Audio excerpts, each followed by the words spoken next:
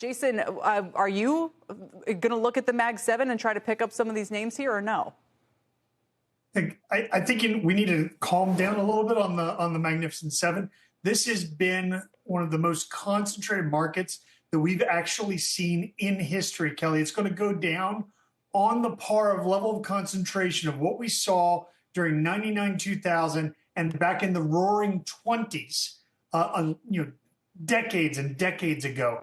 That level of magnitude of concentration tells you a lot about the future performance, and the fact that the future performance in the market is likely going to come from the areas that were not the source of that concentration, as opposed to the areas that were the source of the concentration. All right. And so where does that leave you?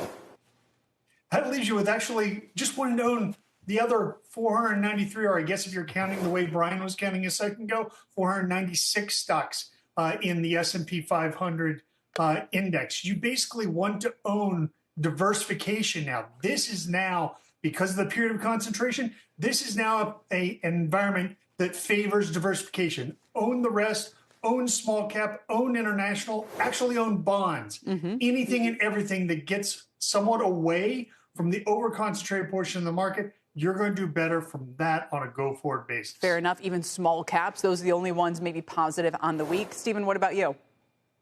Look, what makes a stock go up in the long term, right? At its most simplest form, it's somebody wants to buy it from you at a higher price. If everybody already owns the same stocks, and these are the most owned companies in the history of history, then who else is left to buy it? And it turns out, after years of analysis, that consumers and the markets don't like uncertainty. And right now, we are in our own version of March Madness. On another channel right now, there's a lot of basketball games going on. There's a 2 seed that is in a close game against a 15 seed. It's crazy right now. But at a minimum, everybody knows the rules of basketball. Right now, nobody knows the rules of the market. We are in our own March Madness without a rule book.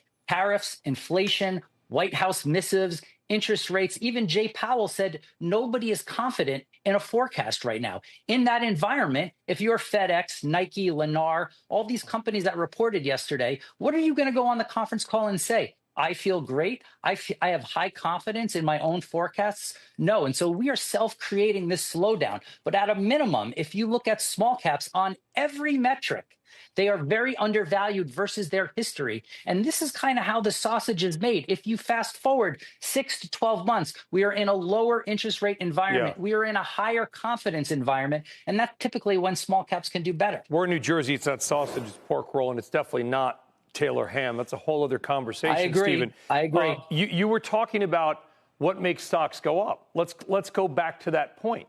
Because with all the losses that we just had, and we're not grave dancing on these names. They've made people very rich. They've made them a lot of money. But if I'm an investor who's made a lot of money in Microsoft and Amazon and NVIDIA and others, I'm looking at it one of two ways. Number one, I've made my money. I'm going to go somewhere else and find it. Or these stocks have come down 19, 20% from their highs. They're now bargains because I loved them 8 months ago. How do you, Stephen, look at it?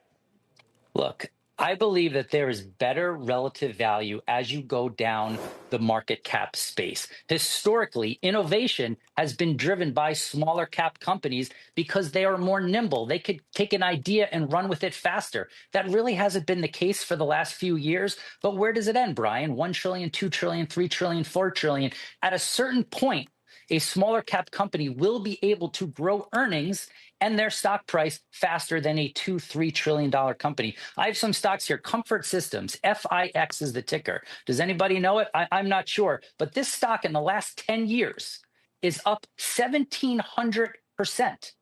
That is a fantastic move. And still today, there are only a few analysts on Wall Street that even cover this name. There are only 30 million shares outstanding. This is a behemoth in the U.S. that nobody knows, that is about to benefit from a tremendous build out of data centers. But you've seen some volatility in even these names where fundamentals are fantastic. I just think you have to go to where the puck is going, where investors are not, where the underperformance has been before this crazy year that we've seen so far. And that is going to be small caps, small caps, small caps.